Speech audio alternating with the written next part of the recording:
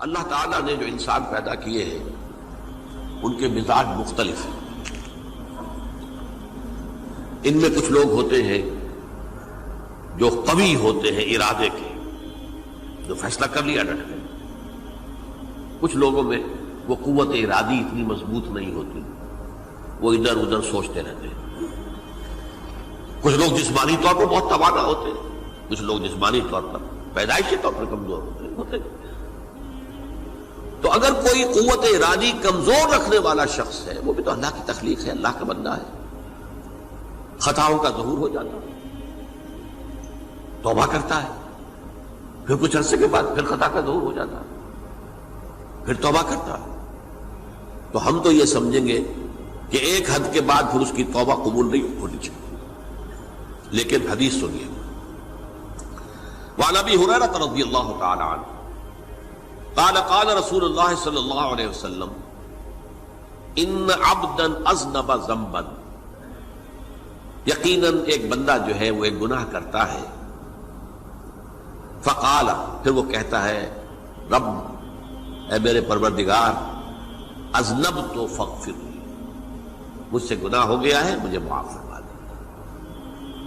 فقال ربہ، تو پروردگار یہ کہتا ہے اعلم عبدی ان لہ ربا یغفر الذنب ویأخذ بہ،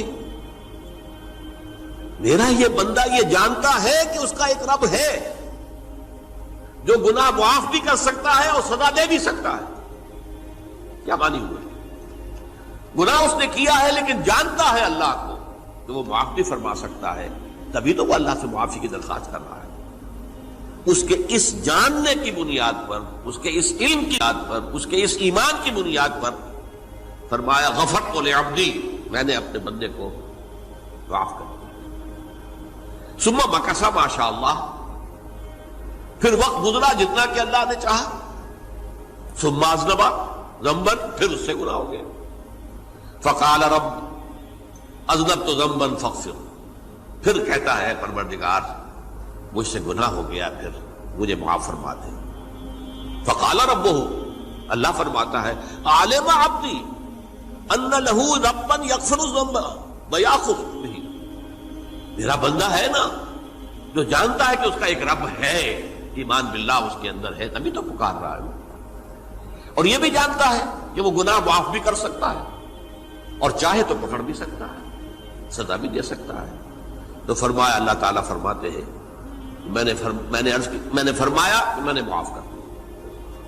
ثم مکث ما شاء اللہ، پھر ایک عرصہ گزرا اس کے بعد.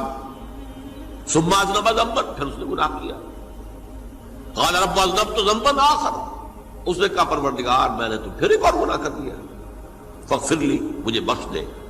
فقال اعلم عبدی ان لہ ربا یغفر الذنب ویأخذ بہ، میرا بندہ جانتا ہے نا کہ اس کا ایک رب ہے جسے وہ پکار رہا ہے، کہ وہ جانتا ہے کہ اسے اختیار حاصل ہے کہ چاہے تو بخش دے اور چاہے تو پکڑ لے. اس کے اس علم، اس ایمان کی بنیاد پر میں نے اسے معاف کر دیا. ایک اور حدیث، میں نے چونکہ اس گفتگو کے لیے ان احادیث کا تفحص کیا ہے، یہ تو بہت ہیں حدیثیں، میں نے ان میں سے کچھ چنی ہیں. ہمارے بعض واعظ ناصح وہ بھی کسی شخص کو روکتے رہے، برائیوں سے روکتے رہے، نہیں رکتا تو کہیں غصے میں آ کے اللہ تجھے کبھی معاف نہیں کرے گا. یہ کتنا بڑا جرم ہے، اس کا اندازہ کیجئے اس حدیث سے. تم میرے بندے کو میری رحمت سے مایوس کر رہے ہیں، کتنا بڑا جرم ہے، اس کا اندازہ کیجئے. یہ مسلم شریف کی روایت ہے عن جندب، حضرت جندب رضی اللہ تعالی عنہ سے، ان رسول اللہ صلی اللہ علیہ وسلم حدث، کہ اللہ کے رسول صلی اللہ علیہ وسلم نے ایک واقعہ بیان کیا. ان رجلا قال، کہ ایک شخص نے یہ کہا واللہ لا یغفر اللہ لفلان، کہ خدا کی قسم اللہ تعالیٰ فلاں شخص کو کبھی معاف نہیں کرے گا. وَأَنَّ اللَّهَ تَعَالَى قَالَ، اس پر اللہ تعالیٰ نے یہ فرمایا منزل نزیت اللہ علیہ، یہ کون ہے جو میرے اوپر حکومت کرنے والا آ گیا، جو میری طرف سے حکم لگا رہا کہ میں کبھی معاف نہیں کروں گا؟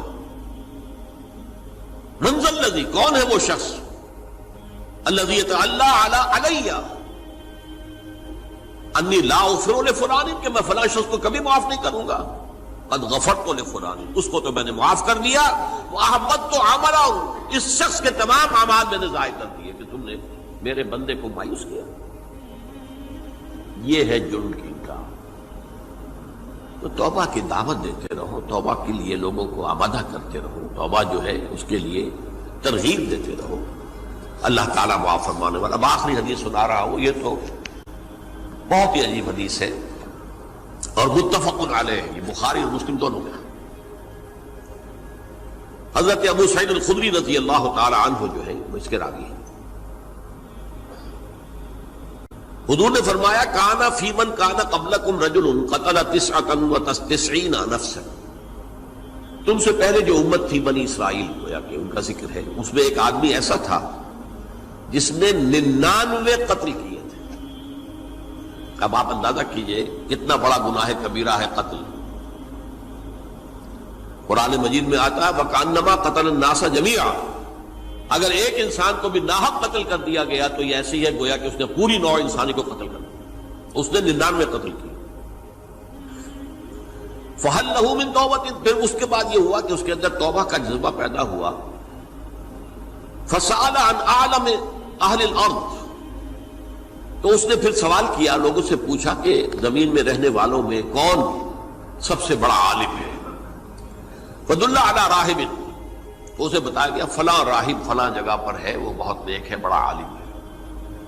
فَأَتَاهُ، وہ اس کے پاس آیا، فَقَالَ أَنَّهُ قَتَلَ 99 نَفْسًا فَهَلْ لَهُ مِن تَوْبَةٍ، انہوں نے کہا دیکھیے راہب صاحب، میں نے 99 انسان قتل کیے، اب مجھے یہ بتائیے کہ میرے لیے توبہ کا کوئی امکان ہے؟ فَقَالَ لَا، انہوں نے کہا نہیں۔ فَقَتَلَهُ، اس نے اس کو بھی قتل کر دیا۔ فَكَمَّلَ بِهِ 100، اپنی سینچری مکمل کر لی، مطلب 99 کے بعد ایک کی کسر تھی، اس کو بھی قتل کیا، 100 پورے کر لیا۔ ثُمَّ سَأَلَ عَنْ عَالِمِ أَهْلِ الْأَرْضِ، پھر اس نے پوچھا کوئی اور کوئی بڑے عالم انسان ہو۔ فَدُلَّ عَلَى رَجُلٍ عَالِمٍ، پھر اس کی رہنمائی کی گئی ایک بڑے عالم شخص کی طرف۔ فَقَالَ إِنَّهُ قَتَلَ 100 نَفْسٍ، تو اس نے وہاں جا کر کہا کہ میں 100 انسان ہلاک کر چکا ہوں، قتل کر چکا ہوں۔ فَهَلْ لَهُ مِن تَوْبَةٍ، میرے لیے توبہ کا کوئی امکان ہے؟ فَقَالَ نَعَمْ، کہا کیوں نہیں، 100 قتل کیے تب بھی کیا ہے، توبہ کا راستہ دروازہ کھلا ہوا، مَا لَمْ يُغَرْغِرْ، جب تک کہ وہ گھنگرو نہیں بج رہا، اس وقت تک تمہارے توبہ کا دروازہ کھلا ہوا ہے۔ فرمایا نعم، وَمَن يَحُولُ بَيْنَهُ وَبَيْنَ التَّوْبَةِ، تمہاری توبہ کے درمیان اور تمہارے درمیان کون حائل ہو سکتا ہے؟ توبہ کا دروازہ کھلا ہے۔ لیکن ساتھ ہی کہا انطلق الی ارض کذا و کذا، اب تم ایسے کرو جہاں تم رہتے ہو وہاں نہ جاؤ واپس، وہاں کا ماحول اچھا نہیں ہے، معاشرہ اچھا نہیں ہے، ہو سکتا ہے کہ تم توبہ پر قائم نہ رہ سکو، تم فلاں جگہ چلے جاؤ، وہاں اچھے لوگ آباد ہیں، ان میں جا کر رہو۔ فإن بها اناس یعبدون اللہ تعالی، وہاں ایسے لوگ آباد ہیں جو اللہ کی بندگی کرتے ہیں۔ فاعبد اللہ معہم، تو تم ان کے ساتھ مل کر اللہ کی بندگی اور پرستش کرو۔ ولا ترجع الی ارضک، اپنی زمین کی طرف اپنے وطن میں واپس بن جاؤ۔ فإنها ارض سوء، وہ بری جگہ ہے۔ فانطلقا، تو وہ چل پڑا، ہجرت کر رہا ہے، اس جگہ جا رہا ہے جہاں کا راہب نے بتایا تھا۔ حتی اذا نصف الطریق، جب آدھا راستہ اس نے پورا کر لیا، اتاہ الموت، موت آ گئی۔ فاختصمت فیہ ملائکۃ الرحمت و ملائکۃ العذاب، اب وہ جہنم کے فرشتے بھی آ گئے اس کی جان قبض کرنے کو، اور جنت کے بھی آ گئے۔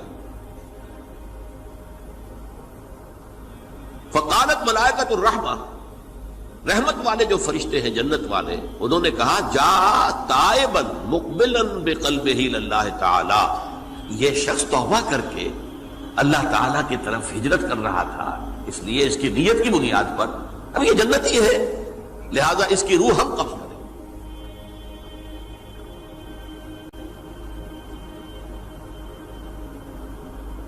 وقالت الملائکۃ العذاب، اور وہ جو عذاب والے فرشتے ہیں وہ کہیں گے انہ لم یعمل خیرا قط، تو نے توبہ کے بعد کوئی نیک عمل تو کیا ہی نہیں، تو کس بنیاد پر اس کو تم جنت میں لے جاؤ گے؟ اس کو تو دوزخ میں جانا چاہیے۔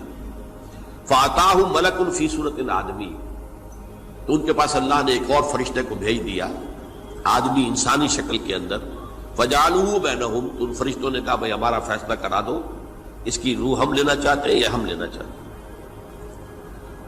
انہیں حکم بنا لیا۔ فقال قیسوا ما بین الارضین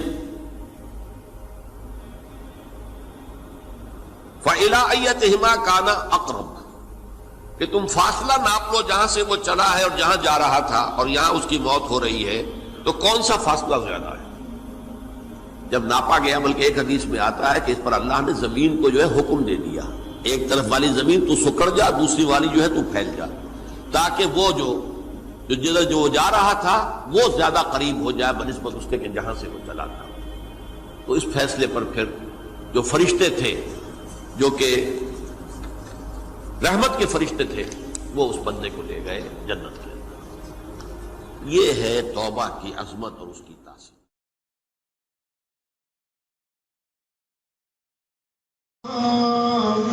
ویر گنا دے موت نے مارے، وہ تک تک رو دے کبے